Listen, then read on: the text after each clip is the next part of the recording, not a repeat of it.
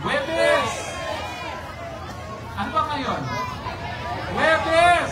Bakit kayo mag-aalis na umaga? Ma! Di ba? Ma! Dito muna kayo! Ma! Antayin niyo yung pagkain! Ma! Pwede ba yun? Anyway, Ma! at naman ako Ate Milbe! na napakaganda na ng ating entablado dito sa Liwasang Bonifacio. Meron pang upuan at napakaganda ng sound system. Ma!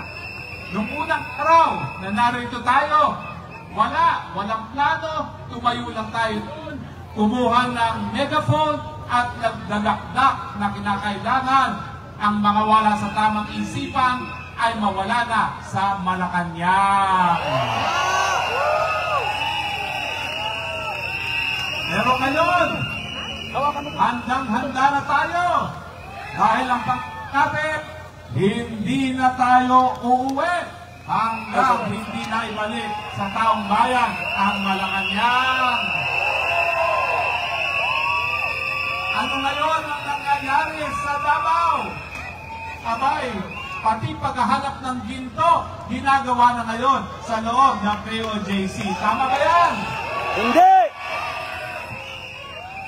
Dati, si Pastor Kibuloy ang hinahanap, ngayon, ginto na ang hinahanap. Siguro, kasi yung mga taga-KOJC, merong ginintuang puso. Kaya ang ginagamit nila, metal detector. Pero, ang ating panawagan, ang nangyayari sa Davao, hindi lang po yan labag sa karapatan ng KOJC. Unang-una, ang mga taga-KOJC, yan po ay mga tao na ginawa at ginuhit ng Panginoon sa kanyang imahe na merong mga karapatan. Bukod pa doon, sila po ay mga Pilipino gaya natin. Correct! At kapag nalabag ang karapatan ng Pilipino, lahat ng mga Pilipino dapat maabala dahil baka tayo na ang susunod na labagin ang karapatan. Oh! Tingnan niyo ako. Nakatikim na ako ng pagkakakulong. Okay na. Bakit Okay ako na. kinulong? Ang katotohanan niya, dahil daw sa mga masasakit na salita na ating binikas laban sa Kongreso nang kinontempt si Eric at si Lorraine Badoy. Ang sabi ko naman, kahit anong sabihin ko sa lansangan, karapatan ko yan. Siyempre, pag ikaw ay nasa loob ng Kongreso, igagalang ang institusyon. Pero hindi ibig sabihin, habang ginagalang ang institusyon, magpipikit-pikitan, magbubulag-bulagan sa lahat ng kabalbalan na nangyayari dyan sa institusyon na yan. Alam niyo ang problema ngayon sa Pilipino? Masyado na tayong mabait. Masyado tayong mapagpatawad. Masyado tayong cool. Masyado tayong mahilig sa social media. Na akala natin, palibasa nanonood tayo ngayon sa social media, sapat na suporta na yan para ipagtanggol ang karapatan ng mga Pilipino na yinuyurakan ng mga karapatan. Hindi po. Ang teknolohiya ng ating internet, para po yan tayo ay makapag-usap, para po yan ay tayo makabuo ng samahan. Pero kinakailangan pa rin po, ipakita natin ang lakas dahil pag hindi natin pinakita ang lakas, hindi tayo pakikinggan ng mga nagbubulag-bulagan, nagbibigilihang gobyerno. Kaya mga nasa social media, ang dami kong followers, ang daming nanonood. Nung minsan, nakakaunti lang kami sa EDSA, wala pang 50. 600,000 ang nanood. Maraming salamat po sa inyo. Pero ang kinakailangan namin, 600,000 ang magpulong ngayon dito sa Liwasan.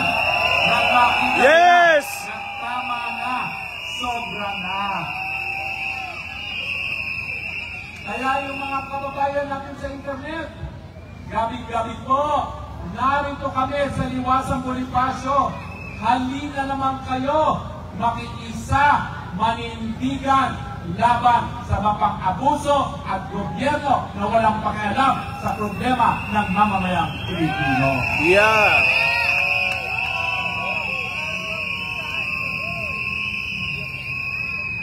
Ano ba ho talaga ang kasalanan ng mga grupo gaya ng KOJC at SMNI? Ang kasalanan po, minsan sinuportahan namin para maging presidente. Dahil naniwala kami na babaguhin niya ang imahe ng kanyang pangalan na Marcos. Ang akala natin, gagawin ang lahat para maibalik ang pagmamahal sa pamilyang Marcos. Pero tayo po ay nabigo dahil imbis na baguhin ang imahe, inulit lamang ang kasaysayan.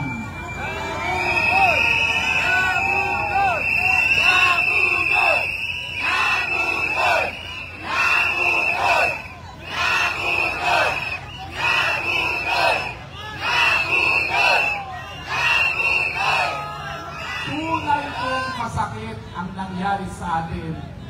Nabudol talaga tayo ng Marcos Jr. Ngunit mga kababayan, tama na yung pagkaawa sa ating sarili dahil tayo'y nabudol. Tama na yung pagsisisi sa ating mga sarili ng bakit tayo nagpabudol. Nangyari na po yan, tanggapin natin. But let us move on. At kailangan mapanagot ang mga nagbudol.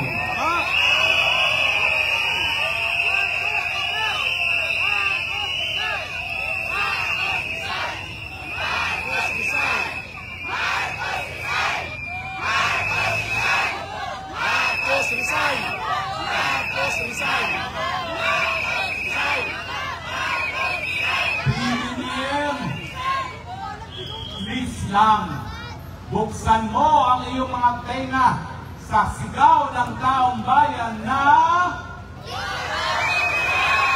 Marcos resign! Marcos resign! Marcos resign! Marcos resign!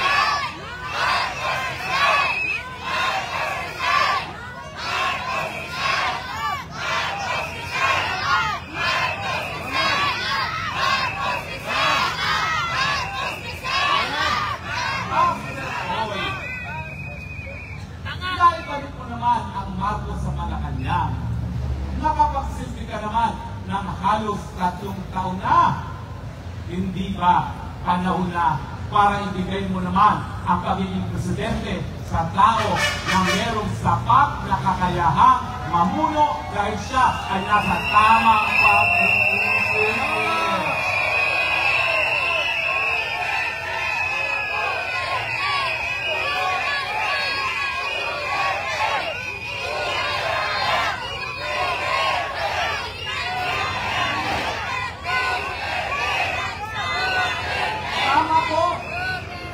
Meron talaga tayong vice-presidente na po pwedeng pumalit kung hindi na kaya ng presidenteng namuno.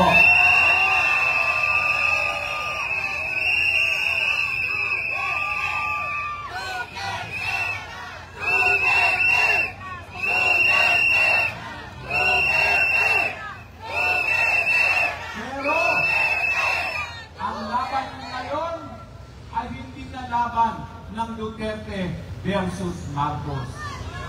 Ang laban po ngayon, laban ng kabutihan, laban sa kasamaan.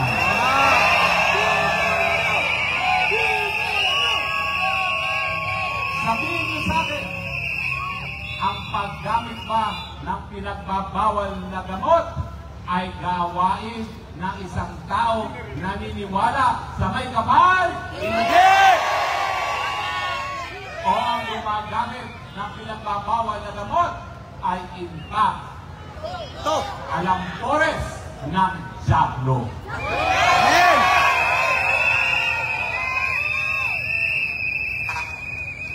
I hate drugs. Bakit? Dahil pag ika'y nasa droga, nasa influensya ng droga, kakaladkarin mo ang sambayaning Pilipino sa isang gera na hindi mo naman mapapanalo. Hahayaan mo na mga Pilipino mamatay sa isang gera na wala namang interes ang sambayanang Pilipino.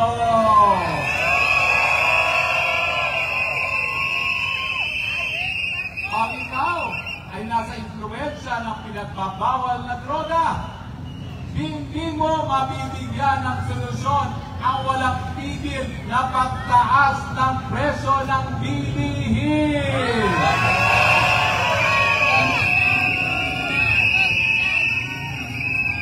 Pag ikaw ay gumagamit ng pinagbabawal na droga, hindi mo mabibigyan ng solusyon ang problema ng kakulangan ng trabaho.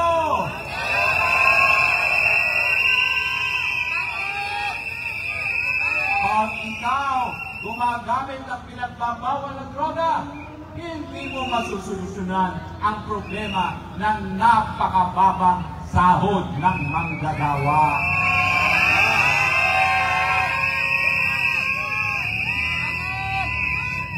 Oo nga pala, habang ang KOJC ay ino-occupy ng ating mga kapulisan, sana naman po ipagdasal din natin ng mga kapulisan dahil lahat sila nais na rin umuwi sa piling ng kanilang mga pamilya.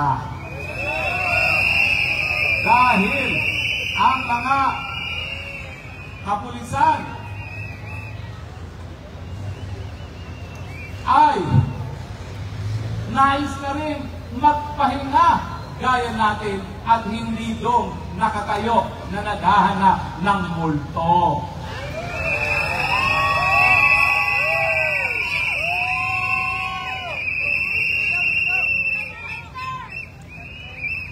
At ang ating balita, hindi lang sila naghahanap ng ginto, gumagawa pa sila ng bunker.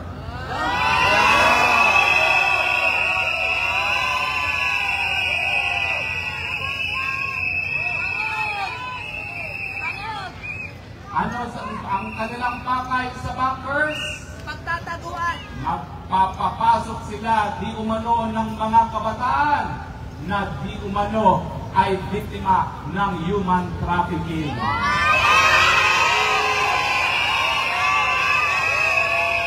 Hindi ko yan nakapagtataka dahil pati ko ako syndicated human trafficker din daw ako.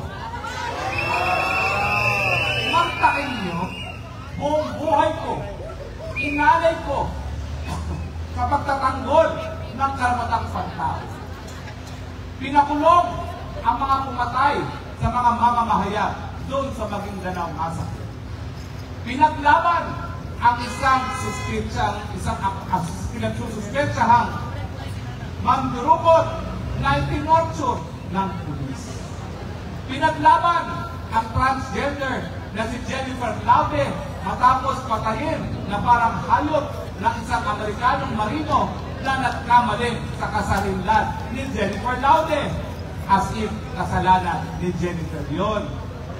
Pinaglaban ang mga karapatan ng ating mga lola na walang awang pinaggagahasa ng mga hapon nung panahon ng pangalawang pandaigdigang digmaan na hanggang ngayon hindi nabibigyan ng remedyo ng ating gobyerno. Sa lahat ng aking nagawa para taguyod ng karapatang pantao, ako pa raw ngayon ang human trafficking. Naniniwala ba kayo?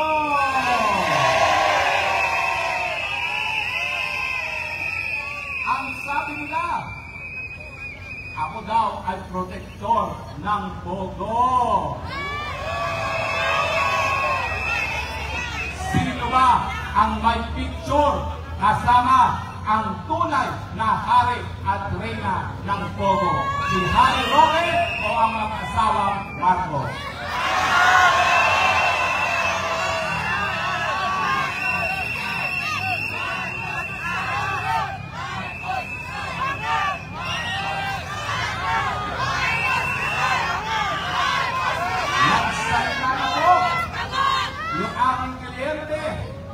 Na wala tayong kinalaman sa Pogo. And yet, pakikinggan ba nila? Bakit? Dahil tayo ay kritiko ng administrasyon na dapat mapatahimik. Ang aking mensahe sa kanila, sige, nakatikim na ako ng pagkakulong. Ituloy niyo muli. Pero miski pagkakakulong, hindi po tayo magpapasukil, mas mabuti pa, patayin niyo na lang ako dahil hindi ko ako papayag na matahimik sa kabila ng mga hindi makakaruang pangyayari sa lipunan.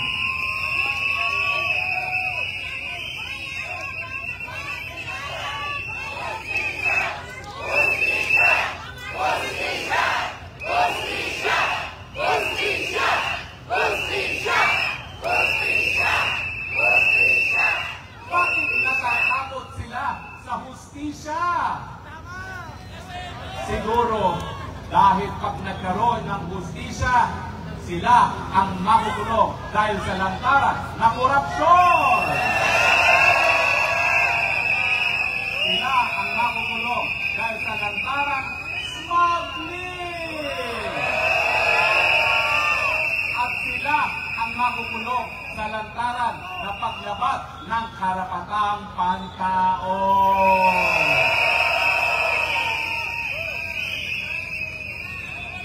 Kaya mga kababayan, napakalungkot po talaga ng mga pangyayari sa ating bayan. Nung minsan, pinatalsik natin ang ama, ang akala natin magkakaroon na ng tunay na demokrasya. Nabigo na naman tayo. Dahil bagamat dumating ng mga biglaw na inaasahan natin magbibigay ng pagbabago, ganun din pala. At sinundan pa ng isa na namang presidente na napakagsik din sa posisyon dahil sa bisyo. Ano na ang mangyayari sa Pilipinas? Ako po'y naniniwala na matapos tayong mabudol ng isang presidente, sunod-sunod na mga presidente, magkakaroon din tayo ng presidente na ating talagang kinakailangan. At yan po ay si VP Sara Duterte.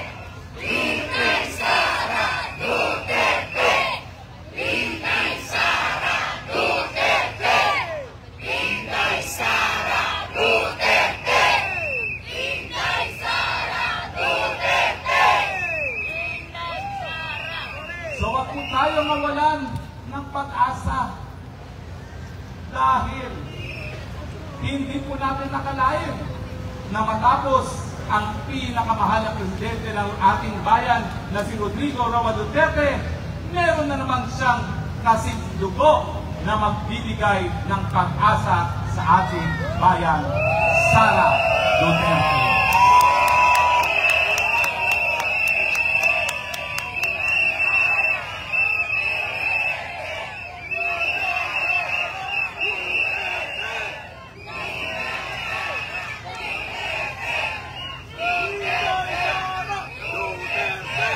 Nakita niyo ba kung paano siya tinangkang lapastanganin doon sa Kongreso? Nakita niyo ba kung paano niya pinakita ang kanyang lakas bilang agila ng sambayanang Pilipino.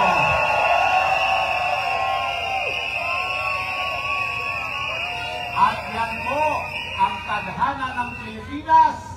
Matapos ang sunod-sunod na mangbumudol, nandyan na po ang agila, Inday Sara Duterte.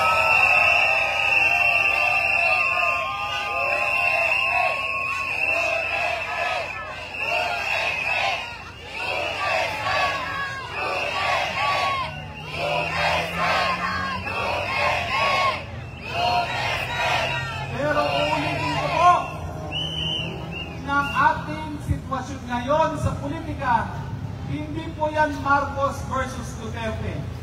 Ito po ay kabutihan laban sa kasamaan. Ang pagtutol sa droga at ang paggamit ng droga. Kung kayo ay tutol sa droga, sabay-sabay sabihin, I hate drugs. I hate drugs. I hate drugs. I hate drugs. I hate drugs. I hate drugs. I hate drugs. I hate drugs. I hate drugs.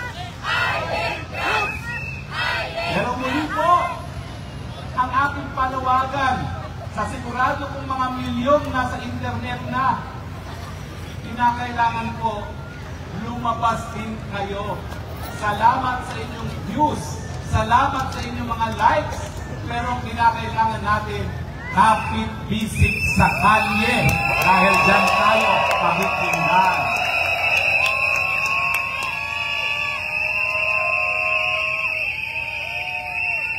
Ang KOJC ko, kabahagi lang sila ng bansang Pilipinas. Ang kinakailangan natin, magkapit-bisig ang lahat ng Pilipino na naniniwala na dapat nasa tamang pag-iisip ang presidente ng ating bayan.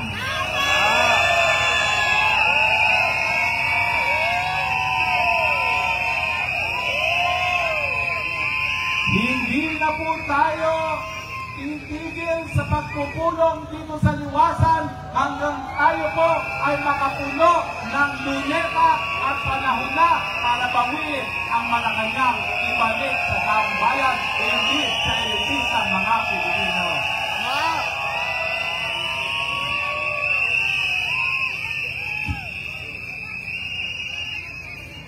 Ayan na ata yung ating sandwiches na pinadala ng ating kaibigan. Yung aking kaibigan po nagpadalang sandwich, pahingi niyan, masarap yan, egg sandwich yan, ha? Tiran niyo po. Ang dami na pong napakain na revolusyonaryo niyan. Ang sabi niya, kailan kaya ako titigil gumawa ng egg sandwich para sa revolusyon? Ang ating mensahe, habang may buhay, may pag-asa, pero ngayon, magkakapit-bisig ang buong sambayanan dahil sawang-sawa na kami sa mga nagpupudol. Panahon na magkaroon ng presidente na magbibigay ng tunay na serbisyo sa bayan.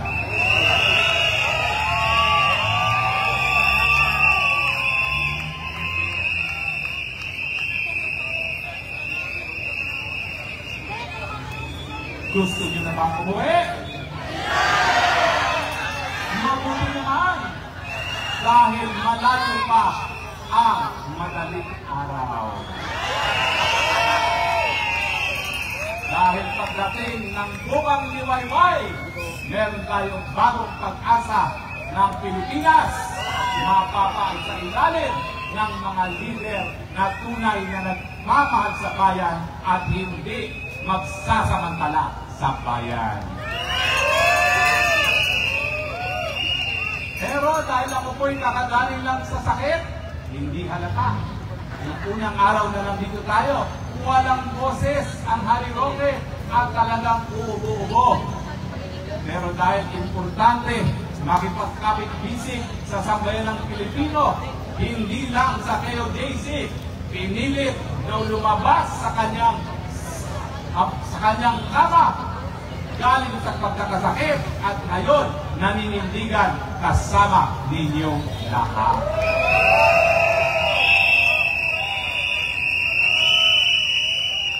Sana po lahat makatikim ng egg sandwich ng aming kaibigan. Masarap. Ay, tayong egg sandwich, masarap yan. Bigyan niyo ako isa. May nakatabi na, Atty. Maraming salamat sa kaibigan ko na nagbigay ng egg sandwich. Kilala mo kung sino ka. Maraming salamat dahil ipinakain mo ang revolusyon ng sambayanang Pilipino. Masarap, Atty. Masarap. Masarap. Alam niyo ba na nagpadala ng egg sandwich? Alta Sociedad. Ang kanyang pangalan ng Caldi. Ang kanyang mga kaibigan, kasamang lumaki ang mga nasa gobyerno. Pero ang magandang balita, hindi lahat ng Alta ay drug addict. Yes! Kabahagi siya sa Alta na pikap-pika na sa mga Alta Sociedad na ginawa ng kabahagi sa buhay nila ang pagsinghot ng polvoron. Kaya ang sabi nila, magpapakita kami ng pakikibaka sa sambayanang Pilipino sa pamamagitan ng pagpapadala ng pagkain dito sa Liwasang Bonifacio. Salamat, kaibigan, sa iyong suporta.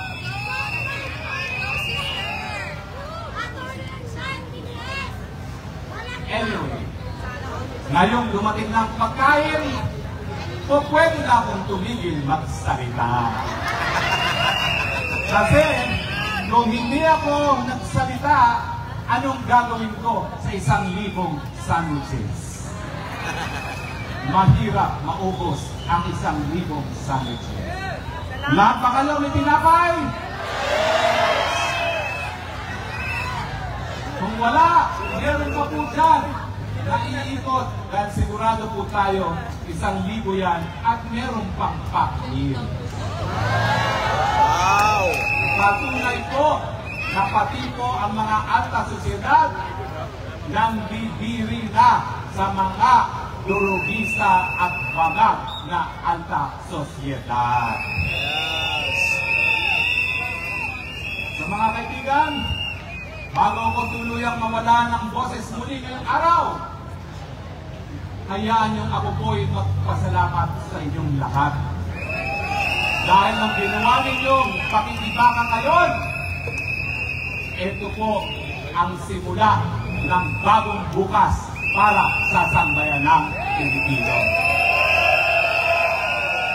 Ano po ngayon ang sigaw ng sambayanang Pilipino?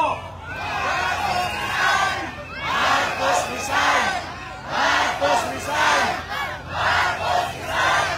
Marcos resign! Marcos resign! Marcos resign! Bangag! Bangag! Hayaan niyo po. Noong unang araw, kakaparanggot lang tayo. Ngayon, dumami na tayo. Sa mga susunod na araw, ang kainin niyo. Ang luneta, mapupuno ng ating kababayan. Nagsisigaw na Marcos resign! Marcos resign! Marcos resign! Marcos resign! Marcos resign! Marcos resign! mabuhay po ang Republika ng Pilipinas! Mabuhay po ang katarungan! Mabuhay po ang mga Duterte!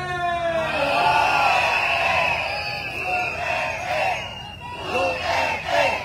Duterte! Duterte! Duterte! Duterte!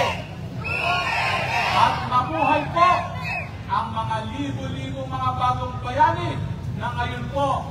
traffic bisig sa Liwasang Bonifacio at nagsasabing, tama na! Sobra na! Tama na! Sobra na! Tama na! Sobra na! Magandang gabi po sa inyong lahat. Yun! Ayan po. Ay, hindi pa pala dumarating yung pagkain ko, iba pa pala yan.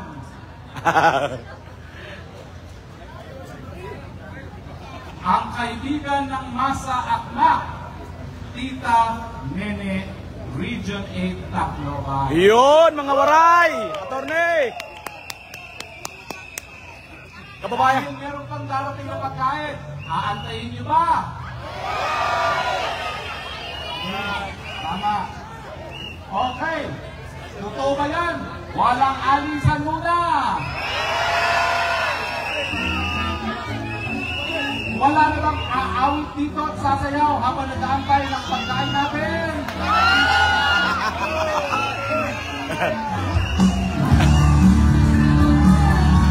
Ayan na, attorney, mga kababayan!